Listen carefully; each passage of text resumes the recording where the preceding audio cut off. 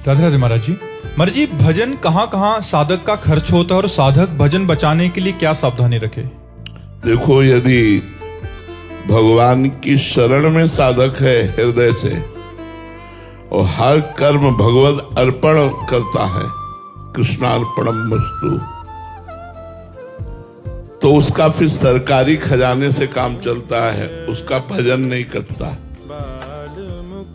जो साधक अहम पूर्ण साधना से साधना करता है, भगवान की कृपा और भगवान की चरणों की हृदय से शरणागति स्वीकृत पूर्ण नहीं हुई है, तो प्रणाम से भजन नष्ट होता है। जब लोग प्रणाम करते हैं, जो हमें प्रणाम करते हैं उससे हमारा भजन प्रणाम करने वालों के पास जाएगा। जो हमें कपड़ा देते हैं, हमारा भजन उनके पास जाएगा। जो हमें भोजन देते हैं, हमारा भजन उनके पास जाएगा। हम जो रुपया लेते हैं, जितना लेते हैं, उसके परिणाम स्वरूप हमारा भजन भगवान से हटकर संसार के उन पुरुषों के पास जाएगा जिन्होंने हमें रुपया दिया, भोजन दिया, कपड़ा दिया, प्रणाम किया, आदर सत्कार किया। इन सब में भजन जाता है। तभी भगवत प्राप्ति जिनको करनी होती, समाज से बच के, रोटी मांग के, खा के, फटे पुराने कपड़े पहनकर अपने भजन को बचाते हैं और बचा करके उसे पचाते हैं और पचाकर भगवान को प्राप्त हो जाते हैं। और जो साधक शरणागत होता है, वो ये नहीं देखता कि ये व्यक्ति दे रहा है, वो देखता है मेरे भगवान इस रूप में आकर मुझे दे रहे हैं, उसका भजन नष्ट नहीं होगा।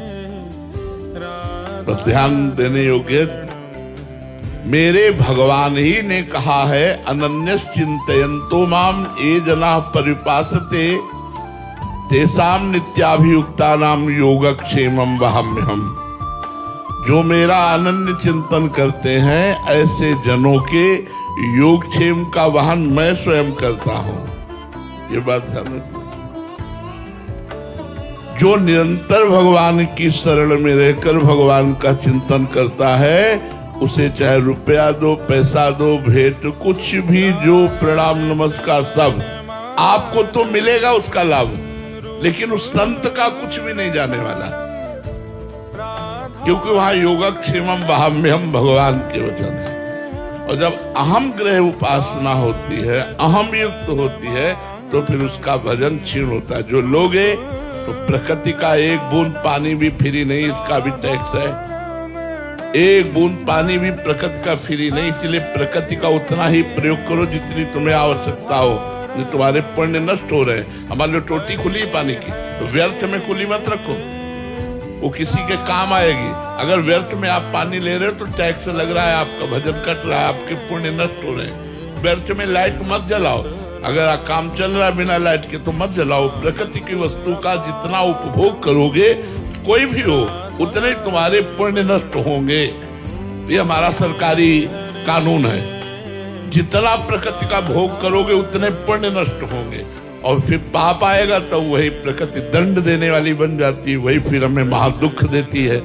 तो भजन करने वालों को जहाँ अहम ग्रह उपासना है, मैं भजन करता हूँ, वहाँ इन बातों से बचना चाहिए। और जो भगवान की शरण में है, वो तो जोई जोई प्यारो करे सोई मोहि भावे। महलों में राखो चाहे झोपड़ी में वास दो, जैसी तुम्हारी मर्जी हो। हे नाथ, मैं आपकी शरण में हूँ, तो उनका भजन नहीं करता, उनका भजन सीधा भगवान को प्राप्त कराता है। श्री राधा वल्लभ लाल की। राधे राधे महाराज जी, भगवान के दिव्य पार्षदों व सिद्ध महापुरुषों में भी कभी कभी ऐसी लीलाएं देखी जाती हैं, काम क्रोध रूपी छठ विकारों का प्रादुर्भाव देखा जाता है, जैसे कि सनत सनंदन तथा देव ऋषि नारद जी, जो भगवान की लीला का आधार होते हैं। तो मेरा महाराज जी प्रश्न आया कि जब जीव भगवत प्राप्ति कर लेता है तो वो भगवत स्वरूप हो जाता है, तो पांच भौतिक शरीर में तो स्वाभाविक है, परंतु जब वो दिव्य शरीरों में भी ऐसा भाव आता है, तो महाराज जी हमें क्या समझना चाहिए साधकों में? जब हम तुम एक ही बराबर के हो गए और संसार को अब कोई नाटक दिखाना है हमें, तो हम तुम वैसे ही स्वांग करेंगे ना। अगर चतुर खिलाड़ी हैं तो सनक सनंदन सनातन सनत कुमार भगवान के अवतार हैं। आप 24 अवतारों में आप देखिए, ये प्रथम सर्ग प्रथम भगवान का अवतार है, सनक सनंदन सनातन सनत कुमार। इनमें क्रोध नहीं है, इनमें भगवान की लीला की उत्पत्ति छुपी हुई है। अब भगवान लीला करना चाहते हैं जगत में आकर राम रूप से। अब उस लीला का विरोधी भी कोई होना चाहिए जिससे रंग बढ़े लीला में। तो रावण रूपी विरोधी चाहिए। तो रावण रूपी विरोधी कैसे बने? तो सनक सनंदन ने साफ दे दिया जय विजय को, क्योंकि निजी पार्षद ही भगवान का विरोध सह सकते, दूसरा तो सह नहीं सकता। जो ऐसे भगवान वैसे भगवान के पार्षद। तो लीला करने के लिए जय विजय बन गए रावण कुंभकर्ण, और सरकार का अवतार होता है राम के रूप में, और विविध प्रकार की पावन लीलाओं की गाथा जो जगत का मंगल करने वाली है। नारद आदि महापुरुष, सनकादि महापुरुषों में न काम है, न क्रोध है, न लोभ है, न मोह है, न मद है, न मत्सर है। वो लीला के लिए सूत्र है, इसलिए उनका मिलान अपने कर्म बंधन से युक्त शरीरों से नहीं किया जा सकता। वो दिव्य महापुरुष थोड़ी देर के लिए क्रोध का अभिनय करते हैं, क्योंकि उनको लीला प्रकट करनी है। वो दिव्य महापुरुष थोड़ी देर के लिए काम का अभिनय करते हैं, ना कि उनमें कामना है। इसलिए जो सिद्ध महापुरुष भगवान को प्राप्त हो गए हैं, हम इसीलिए उनको समझ नहीं पाते, क्योंकि उनकी बाह्य चेष्टा जन साधारण जैसी रहती है। ऐसे ही भगवान की दिव्य लीलाओं में जो दिव्य महापुरुष हैं वो सब निर्विकार हैं, केवल भगवान की प्रेरणा से थोड़ी देर के लिए वो विकार का अनुभव करते हुए स्वांग कर रहे हैं कि हाँ भाई सनकादि क्रोध से युक्त हो गए।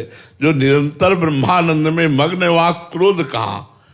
जो अद्वैत निष्ठा ब्रह्म को प्राप्त हो गए हैं, तो द्वैत के बिना क्रोध कहाँ आ सकता है? तो ये बातें समझनी। राधे राधे महाराज जी। महाराज जी, जीवन के इस अंतिम पड़ाव में जब शरीर शिथिल हो रहा है, तभी मन दूसरों के प्रति ईर्ष्या और क्रोध के विकार शांत नहीं कर पा रहा। हाँ, चूंकि अभ्यास नहीं किया ना पहले से अध्यात्म का, अभ्यास न होने के कारण शरीर बुढ़ा गया, मन बुद्धि थोड़ी बुढ़ा गए। मन बुद्धि तो नवीन ही रहते, शरीर बुढ़ा गया है, मन बुद्धि तो वही है। ये कभी थकित नहीं होते हुए, कभी पुराने नहीं होते। ये नवम नवम भोग, नवम नवम राग द्वेष ईर्ष्या ये पैदा करते रहते हैं। इसी के रोकने के लिए भगवान का भजन है। यदि भगवान का नाम जप करो तो सब ठीक हो जाएगा। राधे राधे महाराज जी। महाराज जी, आपके चरणों में कोटि कोटि प्रणाम। महाराज जी, मुझसे संतों के प्रति और आपके प्रति मन वचन से कोई अपराध बन गया है शायद, जिसके फलस्वरूप भजन में बहुत आलस प्रमाद आ गया है। श्री जी के लिए रोना जो पहले आता था वो भी गायब सा हो गया। महाराज जी, आप कोई दंड दें या कोई प्रायश्चित बता दीजिए। रोज सुबह प्रातः उठ करके वृंदावन को प्रणाम करके जो हम बोलते हैं वो बोला करो। हे वृंदावन धाम, हमारे जाने अनजाने में व्यक्त अव्यक्त महापुरुषों से यदि कोई अपराध आपका बन गया हो तो आप हमें क्षमा करें। हर वृंदावन वासी को रोज वृंदावन धाम से प्रार्थना करनी चाहिए कि रोज प्रार्थना करें कि जाने अनजाने में यदि कोई अपराध बन गया हो, व्यक्त अव्यक्त महापुरुषों का अपराध बन गया हो, तो हे धाम कृपा करके मुझे क्षमा कर दो। तो जो अपराध होंगे वो सब भस्म हो जाएंगे और बुद्धि शुद्ध हो जाएगी, अपराध बनेंगे ही नहीं। ऐसा करो। संस्कृति जी। राधे राधे महाराज जी। महाराज जी, बाहर की दुनिया का संघर्ष और अंदर की दुनिया का संघर्ष, दोनों में बैलेंस कैसे करें? अगर बाहर हम किसी से प्रेम करते हैं तो हम ये आकांक्षा रखते हैं कि वैसा ही प्रेम मिले, बट नहीं मिलता तो फिर महाराज जी अंदर से दुखी हो जाते हैं। ऐसे में आपने आपको कैसे? देखो, बाहर तो जितना जगत है उसको कहा गया विषम, कभी सम तो हो नहीं सकता संसार। जीत विषम संसार, संसार विषम है। और भगवान ने इस संसार को लिखा है दुखालयम अशाश्वतम, दुख देने वाला और नाशवान। फिर आप इसमें सुख कैसे पा सकते हैं? फिर आप इसमें प्रेम कैसे पा सकते हैं? जब तक सब में भगवान को नहीं देखोगे तब तक दुख मिलेगा, परिवर्तन मिलेगा, विषमता मिलेगी, अंदर से हमारे पश्चाताप, शोक, चिंता, भय ये मिलेंगे। अगर इसी संसार के व्यवहार में हम जिस व्यक्ति से प्यार कर रहे हैं उसमें हम झांक के देखें कि मेरे भगवान बैठे हुए हैं और उन भगवान से प्यार करें तो हमें कभी भी दुख नहीं हो सकता, क्योंकि उसकी हर चेष्टा मुझे अच्छी लगेगी। वो गाली भी देगा, प्रतिकूलता भी करेगा तो अच्छा लगेगा। मेरे भगवान है ना, इस रूप में मेरे भगवान है। महाराज जी, आपको स्वप्न आते हैं, और आते हैं तो कैसे आते हैं? वैसे प्राय इतना समय ही नहीं कि स्वप्न आने के लिए, वो तो उनके आते जो करवट बदलते रहते, खूब पड़े रहते। अब थोड़ी देर के लिए लेटना होता है और लेटते समय चिंतन करते हुए वो बेहोशी सी आई और जब फिर चिंतन खुला तो फिर वही चल रहा है। तो स्वप्न का तो कभी कोई, हाँ कभी कोई स्वप्न अगर ऐसा आया तो संत महापुरुष जनों की कृपा होती है, किसी संत समागम में बैठे हैं या अपने आराध्य देव की कोई संबंधी पद या कोई चिंतन चलता हुआ पाया जाता है। अब मतलब ऐसा नहीं कि कोई संसारिक स्वप्न आवे, गंदा स्वप्न आवे, अब ऐसा कोई चांस नहीं रह गया। राधे राधे महाराज जी। महाराज जी, संत सानिध्य व संत सेवा का फल क्या है? स्वयं में साधुता के लक्षण आ जाना और भगवान का अखंड स्मरण प्राप्त हो जाना। यदि संत संग कर रहे हैं, हमारी बहिर्मुखता नहीं मिट रही, हमारी संसारिकता नहीं मिट रही, तो हम में बहुत कमी है, हम सत्संग ठीक से नहीं कर पा रहे या फिर वहां संत नहीं है। नहीं तो संत संग का सीधा फल है कुसंग का त्याग हो करके भगवान की भक्ति में रत हो जाना। भक्ति स्वतंत्र सकल सुख खानी, बिनु सत्संग न पावे प्राणी। जहां सत्संग हुआ तो अनपायनी भगवान की भक्ति हृदय में जागृत हो जाती है। अगर सत्संग हुआ तो हमारा मोक्ष मार्ग पुष्ट हो जाता है। संत संग अपवर्ग कर, कामी भव कर पंथ। संत का संग मोक्ष सुख प्राप्ति के लिए, कामी का संग संसार की प्राप्ति के लिए। तो संत संग से आवागमन चक्र मिट जाता है, संत संग से भगवान प्रिय लगने लगते हैं, संत संग से संपूर्ण दैवी संपदा हृदय में आ जाती है और संत संग से वो स्वयं हृदय से साधु बन जाता है, बाहरी भेष चाहे जैसा हो। पापियों में भी महापापी जो हो पर वो रटने लगे राधा राधा राधा, तो ललित किशोरी जी कहते हैं मैं वादा करता हूं मेरी महारानी जी के भरोसे कर निश्चिंत होकर सो।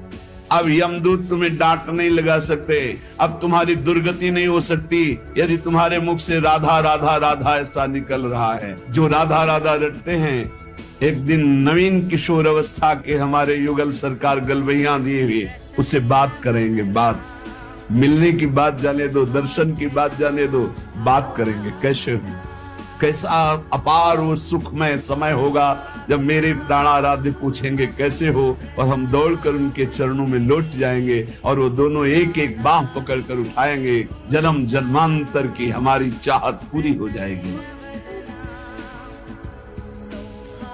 परम सत्य राधा नाम से चित्त को जोड़ दो, राधा नाम के गीत गा करके नाचो, राधा नाम को बार बार हृदय में मानस पटल पर लिख करके बांचो। इसी से परम अनुराग प्रकट हो जाएगा, जो चाहोगे वो प्राप्त हो जाएगा। जो बोलता है राधा, प्रेम परवश होकर प्रीतम उसके जन्म जन्मांतर खाते को फेंक देते, नष्ट कर देते हैं। जो श्लोक में वही पद में अनुलिख्यानंतानपि तदपराधान मधुपति महाप्रेमाविष्टम तो परम देयम विमसति। क्या इसे दूं, ये मुझे राधा नाम सुनाया, इसे क्या दूं? ऐसा श्री कृष्ण विवश होकर उसके लिखे हुए अनंत जन्मों के अपराध सब नष्ट कर देते हैं। यदि राधा राधा बोलोगे तो प्रीतम तुम्हारे अनंत जन्मों के पापों का लेखा जोखा नष्ट कर देंगे। यदि राधा राधा राधा ऐसा बोले तो श्री कृष्ण हर समय तुम्हारे साथ है और निकुंज द्वार में तुम्हारा अद्भुत स्वागत होगा। राधा नाम जापक को दिव्य चिदानंद वृंदावन धाम में प्रवेश मिलेगा, उसका स्वागत होगा। यदि आठों पहर राधा राधा जपोगे तो तुम्हारे नेत्र छक जाएंगे, जुगल माधुरी तुम्हारे नेत्रों में भर जाएगी, अर्थात प्रिया प्रीतम का साक्षात्कार हो जाएगा। ललित किशोरी जी कहते हैं संसार के समस्त भोग आकर्षण ये सब फीके हो जाएंगे जितना अधिक तुम नाम राधा नाम जप करोगे। इसीलिए परम सार जानकर स्वयं हरि श्री कृष्ण राधा राधा राधा रटत निरंतर, निरंतर राधा स्मृति में। तो राधा किशोरी श्याम श्यामेति सुंदर वरेति मनोहरेति कंदर्प कोटि ललितेति सुनागरेति। निरंतर श्याम सुंदर विविध नाम प्रभु के रटते हुए अश्रु प्रवाह लाडली करती हैं। तो राधा राधा रटते हुए स्मृति में लाल जो डूबे हुए हैं।